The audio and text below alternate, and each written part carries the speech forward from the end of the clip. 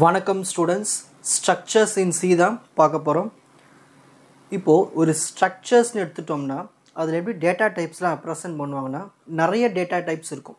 Int, float இந்த மாதிரி நிறைய டேட்டா டைப்ஸ் இருக்கும்.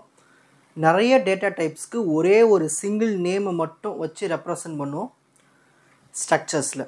அதுக்கான ஒரு குட்டி ப்ரோக்ராமோட தெரிஞ்சுப்போம். Example, structure is defined as a data type to represent several different data types of data with a single name. So நிறைய டிஃப்ரெண்ட் டேட்டா டைப்ஸ்க்கு சிங்கிள் பேரை மட்டும் கொடுத்து ரெப்ரசன்ட் பண்ணுவோம் ஸ்ட்ரக்சரில். இப்போ இதுக்கான ஒரு syntax general form. So first ஸ்டார்டிங்கில் ஸ்ட்ரக்ட்னு ஒரு கீவேர்டு எழுதணும். அதுக்கப்புறமா டேக் ஃபீல்டு. ஸோ இந்த டேக் ஃபீல்டு என்ன இருக்கும்னா நம்மளுக்கு நம்ம அந்த ஸ்ட்ரக்சரோட பேர் கொடுப்போம். ஸோ ஸ்ட்ரக்ட்னானது கீவேர்டு. ஸ்ட்ரக்ட்னானது கீவேர்டு. ஸோ ஒரு ஸ்ட்ரக்சரை டிஃபைன் பண்ணுறதுக்கான கீவேர்டு தான் வந்து ஸ்ட்ரக்ட். Next tag field. இந்த டேக் ஃபீல்டு நம்ம என்ன கொடுப்போம்னா அந்த ஸ்ட்ரக்சருக்குன்னு ஒரு பேர் கொடுப்போம், name of the structure. Next data type. Data type என்னது இன்ட்டு, ஃப்ளோட் இந்த மாதிரி டேட்டா டைப்ஸ் எல்லாமே. ஸோ இங்கே ஒரு டேட்டா டைப், அதுக்கான பேர் மெம்பர் 1. ஓகேங்களா. ஸோ டேட்டா டைப் வந்து வேலிட் டேட்டா டைப்பாக இருக்கணும், இன்ட்டு, ஃப்ளோட்டு. ஓகேங்களா. நெக்ஸ்ட் அகைன் இன்னொரு டேட்டா டைப், அதுக்கான மெம்பர் 2. இதுமாரி நம்ம n டேட்டா டைப்ஸ் கொடுக்கலாம் n மெம்பர்ஸ்க்கு. ஓகேங்களா. ஸோ டிஃப்ரெண்ட் டேட்டா டைப்ஸ் கொடுக்கலாம். இன்ட்டு கொடுக்கலாம், ஃப்ளோட் கொடுக்கலாம், திரும்ப இன்ட்டு கொடுக்கலாம், நம்ம இஷ்டம் தான். ஸோ லாஸ்ட்டில் நம்ம வந்து க்ளோஸ் பண்ணிவிட்டு செமிகோலன் போட்டுடணும். இதுதான் வந்து சின்டாக்ஸ் ஆஃப் ஸ்ட்ரக்ட். ஓகேங்களா. ஸோ ஸ்ட்ரக்ட்னானது கீவேர்ட், டேக் ஃபீல்ட்னா ஸ்ட்ரக்சரோடைய பேர், இது எல்லாமே டேட்டா டைப்ஸு, ஒவ்வொரு மெம்பருக்கும் ஒரு டேட்டா டைப். ஓகேங்களா. அப்புறமா ஸ்ட்ரக்சரை க்ளோஸ் பண்ணிடணும். இப்போ இதுக்கு ஒரு எக்ஸாம்பிள் பார்க்கலாம். Define a structure data type called time. Define ஒரு ஸ்ட்ரக்சரை வந்து டிஃபைன் பண்ண சொல்கிறாங்க, அதுக்கு பேர் வந்து டைம். அப்போது ஸ்ட்ரக்ட் ஒரு ஸ்ட்ரக்சர் டிஃபைன் பண்ணியாச்சு, அதுக்கு பேர் டைம். ஓகேங்களா.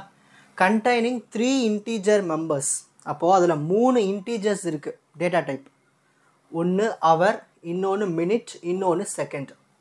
அப்போது 3 இன்டீஜர், இன்ட்டு இன்ட்டு இன்ட்டு. அதில் என்னென்ன இருக்குது, அவர் இருக்குது, மினிட் இருக்குது, அப்புறம் செகண்ட் இருக்குது.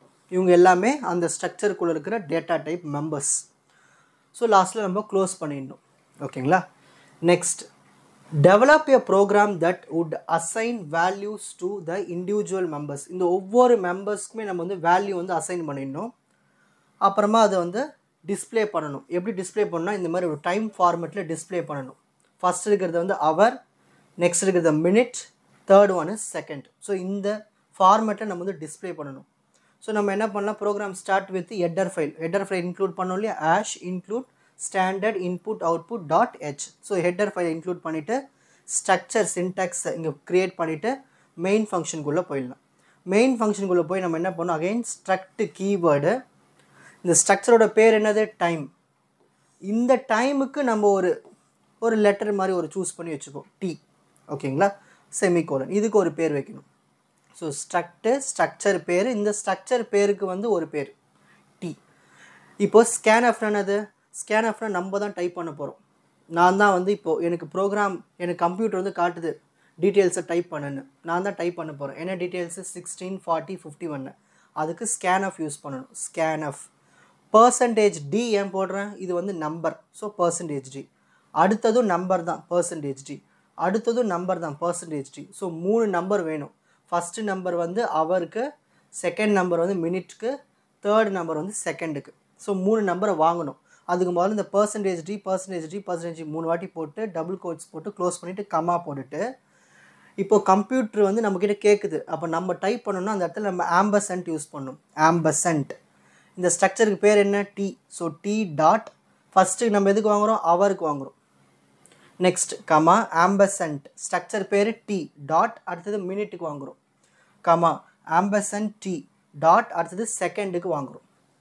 ஓகேங்களா. அதுமாரி க்ளோஸ் பண்ணிவிட்டு செமிகோலன் போட்டுடணும்.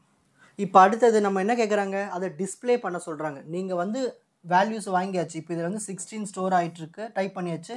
இதில் 40 டைப் பண்ணியாச்சு, இதில் 51 டைப் பண்ணியாச்சு. இப்போ இது வந்து நம்மளுக்கு எனக்கு காட்ட போகுது computer. printf %d %d %d. எனக்கு இந்த ஃபார்மேட்டில் வேணும். அப்போ இந்த 16க்கு ஒரு %d, இந்த பக்கத்தில் வந்து கோலன் இருக்குங்க இல்லையா, அது நம்ம கோலன் இங்கே கொடுத்துக்கணும். அடுத்தது அகைன் %d கோலன் 51க்கு ஒரு %d. இப்போ க்ளோஸ் பண்ணிவிட்டு நம்ம வந்து இப்போ ஆம்பர்சென்ட்லாம் போடக்கூடாது, வெறும் அந்த ஸ்ட்ரக்சர் பேர் என்ன, டி டாட், எதோட வேல்யூ வேணும், ஹவர்னுடைய வேல்யூ, மினிட்னுடைய வேல்யூ, செகண்டோட வேல்யூ, டாட் போட்டு கமா போட்டு எழுதிட்டு நம்மளுக்கு அவுட்புட்டில் வந்து இந்த மாதிரி வரும் 16, 40, 51.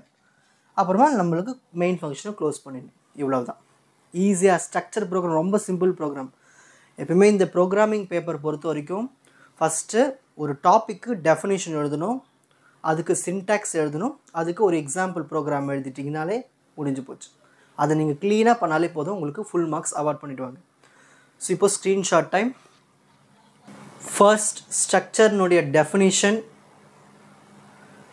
நெக்ஸ்ட் ஸ்ட்ரக்சருக்கான ஒரு சின்டாக்ஸ், நெக்ஸ்ட்டு ஸ்ட்ரக்சருக்கு ஒரு எக்ஸாம்பிள் ப்ரோக்ராம். ஸ்ட்ரக்சர் பற்றின கான்செப்ட் உங்களுக்கு ஈஸியாக புரிஞ்சிருக்கும்னு நினைக்கிறேன். Watch other episodes in the appropriate playlist. 4G Silver Academy, Strength, Success, Clarity. வணக்கம்.